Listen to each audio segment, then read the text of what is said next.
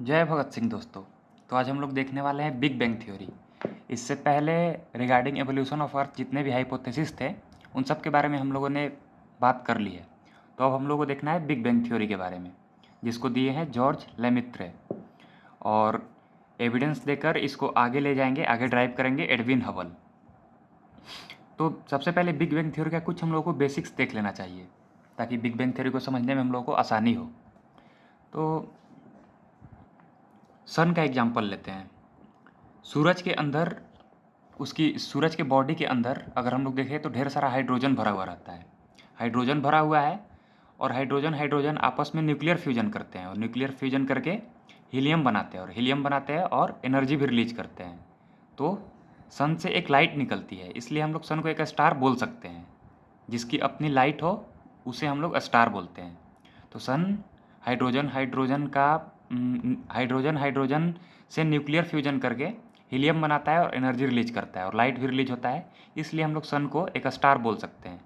लेकिन क्या nuclear fusion कभी भी हो जाएगा, कहीं भी हो जाएगा? नहीं। अगर ऐसा रहता तो हमारे एटमॉस्फेयर में हाइड्रोजन उपस्थित है तो न्यूक्लियर फ्यूजन क्यों नहीं होता? हमारे एटमॉस्फेयर में न्यूक्लियर फ्यूजन क्यों नहीं होता? तो न्यूक्लियर फ्यूजन होने के लिए कुछ कंडीशन रिक्वायर्ड होते हैं। तो न्यूक्लियर फ्यूजन होने के लिए इनिशियल टेम्परेचर जो है वो बहुत ज़्यादा हाई होना चाहिए, तभी न्यूक्लियर फ्यूजन संभव है, पॉसिबल है। तो सूरज के अंदर का इनिशियल टेम्परेचर बहुत ज़्यादा हाई रहता है। यही रीज़न है कि वहाँ पर हम लोगों को न्यूक्लियर फ्यूजन देखने के लिए मिलता है। और न्यूक्लियर फ्यूजन होता है तो एनर्जी रिलीज होता है और लाइट भी इमिट होता है। तो बिग बैंग थ्योरी में हम लोग क्या देखते हैं कि एडविन हबल बोलते हैं कि एक टाइनी बॉल है, एक टाइनी बॉल था। वो टाइनी बॉल को हम लोग क्या बोलते हैं कि पॉइंट ऑफ सिंगुलैरिटी, मतलब उसके अलावा यूनिवर्स में और कुछ नहीं था। जितना भी यूनिवर्स में अभी हम लोग गैलेक्सी देखते हैं वो सब उस छोटे से पॉइंट में समाया हुआ था, उस टाइनी बॉल में समाया हुआ था। इसीलिए बोल रहे हैं इस टाइनी बॉल को Edwin Hubble point of singularity.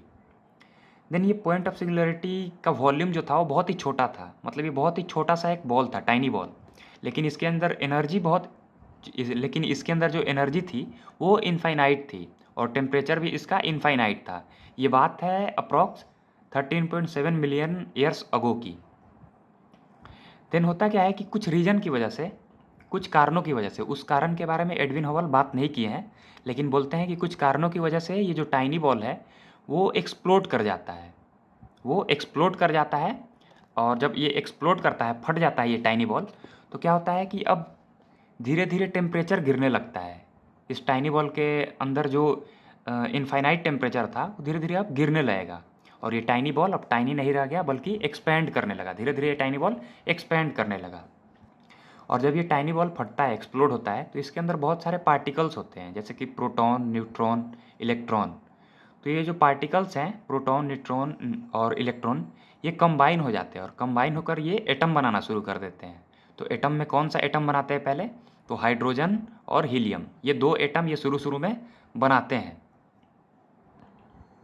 Then होता क्या है कि हम लोग देख रहे हैं कि जब ये टाइनी बॉल जब ये एक्सप्लोड हुआ है तो ये एक्सपेंड कर रहा है और इसका टेम्परेचर गिरते जा रहा है, गिरते जा रहा है और ये एटम बना रहा है। कौन सा एटम? हाइड्रोजन और हीलियम।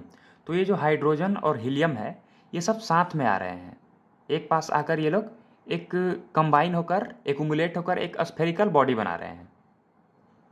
ये स्फेरिकल बॉडी बना रहे हैं तो इसको हम लोग क्या बोलेंगे कि प्रोटो स्टार बन गया एक। जब ये लोग कंबाइन होकर एक स्फेरिकल बॉडी बनाए तो एक प्रोटो स्टार बना लिया। प्रोटो स्टार क्यों बोल रहे हैं?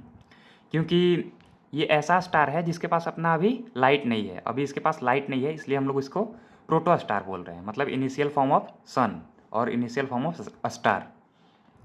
तो हम लोग क्या देखें कि यूनिवर्स एक्सपैंड कर रहा है, टेम्परेचर गिर रहा है यूनिवर्स का, और जब टेम्परेचर गिर रहा है यूनिवर्स का तो हाइड्रोजन और हीलियम एक पास इकट्ठा होते जा रहे हैं। ये पास में मिलकर एक स्फेरिकल बॉडी को जनरेट कर रहे हैं, क्रिएट कर रहे हैं। तो ये जो स्फेरिकल बॉडी है जिसके अंदर हाइड्रोजन और हीलियम है, ये क्या करते हैं कि टेम्परेचर के गिरने की वजह से क्या हो रहा है कि अब ठंड बढ़ते जा रहा है, कोल्डनेस इंक्रीज होते जा रहा है। टेम्परेचर गिर रहा है तो कोल्डनेस इंक्रीज हो रहा है। तो ये जो हाइड्रोजन और हीलियम है क्या करेंगे, आपस में कॉन्ट्रैक्शन करना शुरू कर देंगे। टेम्परेचर कम होने की वजह से आपस में कॉन्ट्रैक्शन करना शुरू कर देंगे और ये जो स्फीयर के अंदर का टेम्परेचर है वो इंक्रीज होने लगेगा। ये जो हाइड्रोजन हीलियम स्फीयर बनाए थे उनके अंदर ये एक दूसरे से फ्रिक्शन करने लगेंगे ड्यू टू लो टेम्परेचर। मान लीजिए एक कमरे में 5-6 लोग हैं, उस कमरे में मस्त गर्मी है, तो जब गर्मी रहेगी तो सारे लोग एक दूसरे से दूर दूर भागेंगे। लेकिन जब उस कमरे में टेम्परेचर को कम कर दिया जाए तो लोग एक दूसरे के पास आने लगेंगे ताकि उन लोगों को गर्म लगे, ठंडा ना लगे। तो वैसे ही हाइड्रोजन हीलियम एक्ट कर रहे हैं। हाइड्रोजन और हीलियम टेम्परेचर के कम होने की वजह से इस स्फीयर के अंदर पास आते जा रहे हैं, फ्रिक्शन कर रहे हैं, और फ्रिक्शन करने की वजह से टेम्परेचर इंक्रीज होता जा रहा है।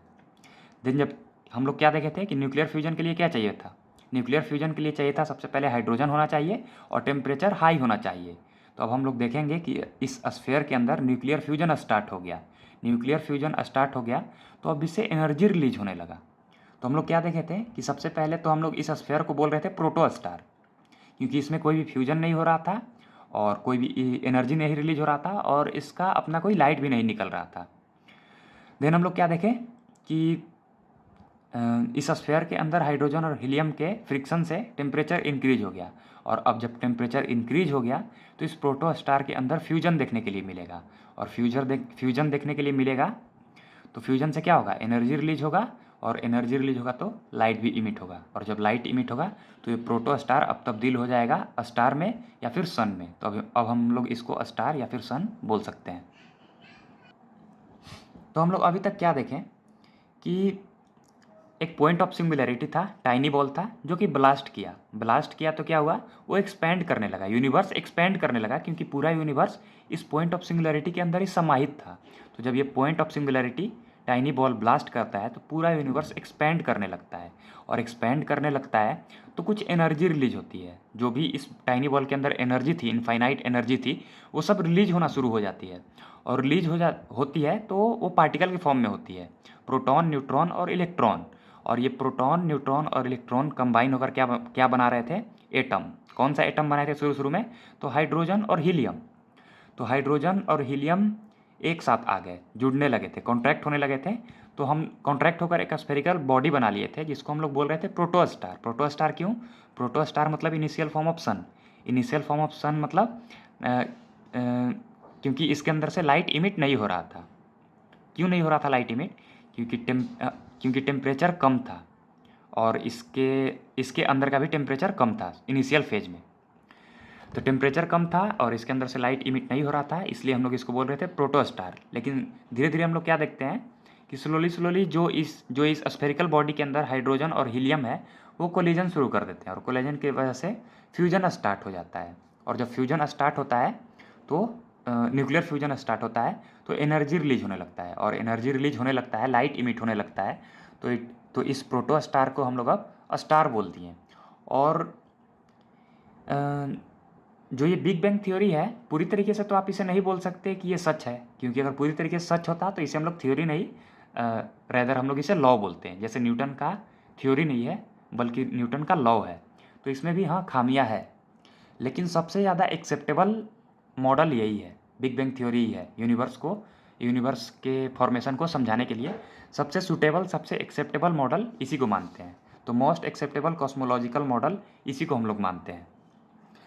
देन हम लोग क्या देखते हैं कि अगर सन से कोई भी इंफॉर्मेशन हमारे अर्थ पर आती है, अगर सूरज से पृथ्वी पर सन रेज को आने में 8 मिनट लगता है, मतलब कि अगर कोई भी इंफॉर्मेशन जो कि सूरज पर हो रहा है, सन में हो रहा है, उसको हम लोग अगर रीड करना चाहे तो हम लोग 8 मिनट पुराने इन्फॉर्मेशन को रीड करेंगे। ऐसा ही तो होगा ना, अगर कोई भी चेंज सन में हो रहा है तो उसको अगर हम लोग रीड कर रहे हैं, मतलब कि 8 मिनट पुराने इन्फॉर्मेशन को हम लोग रीड कर रहे हैं। और यूनिवर्स एक्सपैंड हो रहा है, इसका मतलब क्या है, यूनिवर्स एक्सपैंड हो रहा है मतलब दो पार्टिकल्स के बीच की दूरी बढ़ते जा रही है, उसी को हम लोग बोल रहे हैं कि यूनिवर्स एक्सपैंड कर रहा है। तो हम लोग क्या देखते हैं कि ये जो टाइनी बॉल था, जब वो ब्लास्ट होता है किसी कारण की वजह से, तो उसके अंदर से एनर्जी रिलीज होता है। तो जो एनर्जी रिलीज होता है उसके अंदर से, वो किस फॉर्म में होता है, वो कॉस्मिक माइक्रोवेव बैकग्राउंड रेडिएशन के फॉर्म में रिलीज होता है, जिसको कि हम लोग अपनी नंगी आँखों से नहीं देख सकते हैं, क्योंकि ये विजुअल रेंज में नहीं होता है। ये माइक्रोवेव जो है वो विजुअल रेंज में नहीं होता है, इसलिए हम लोग इसको देख नहीं सकते हैं। लेकिन जो ये एनर्जी रिलीज हुई है ये पूरे यूनिवर्स में ट्रैवल की होगी, पूरे यूनिवर्स में ट्रैवल की होगी। तो अगर हम लोगों को पता करना है कि बिग बैंग थ्योरी क्या सच में एग्जिस्ट करता है, क्या हुआ था, क्या हुआ था हमारे यूनिवर्स में, कैसे फॉर्म हुआ था हमारा यूनिवर्स, तो जो इस टाइनी बॉल के फटने से जो ये एनर्जी रिलीज हुई थी, अगर ये ट्रैवल करके मतलब ये सारे घटनाओं को देखी होगी, ये जो एनर्जी रिलीज होकर आगे की तरफ बढ़ रही है ब्रह्मांड में, ये ठीक उस बूढ़े व्यक्ति की तरह है जो कि सब कुछ देख चुका है कि अंग्रेज कैसे जुल्म करते थे इंडियंस पर, क्या होता था उस समय की सोसाइटी कैसी थी, इकोनॉमी कैसी थी, उस बूढ़े व्यक्ति को सब कुछ पता है। तो जो ये एनर्जी रिलीज हुई है ये भी ठीक उस बूढ़े व्यक्ति की तरह है जिसने सब कुछ देखा हुआ है। तो अगर इस रिलीज हुई एनर्जी को हम लोग किसी भी तरीके से स्टडी कर लें तो हम लोग जान पाएंगे यूनिवर्स के एवोल्यूशन के बारे में, फॉर्मेशन के बारे में। तो होता क्या है कि ये जो कॉस्मिक माइक्रोवेव बैकग्राउंड है, इसके अंदर सब इन्फॉर्मेशन इकट्ठा है, सारा इन्फॉर्मेशन इसके अंदर है। तो इसको अगर हम लोग स्टडी कर लें तो हम लोग जान सकते हैं हमारे यूनिवर्स के फॉर्मेशन के बारे में। तो हम लोग क्या करते हैं कि हम लोगों ने एक टेक्नोलॉजी बनाया, हमारे साइंटिस्टों ने एक टेक्नोलॉजी बनाया जिसको हम लोग बोलते हैं माइक्रोवेव इलेक्ट्रोमैग्नेटिक स्पेक्ट्रम। इसकी मदद से हम लोग ये कॉस्मिक माइक्रोवेव बैकग्राउंड रेडिएशन को स्टडी कर पाए, और स्टडी करके हम लोग कंफर्म कर दिए, हम लोग नहीं, एडविन हबल ने इस बात को कंफर्म कर दिया बिग बैंग इवेंट को। That's it. वहाँ से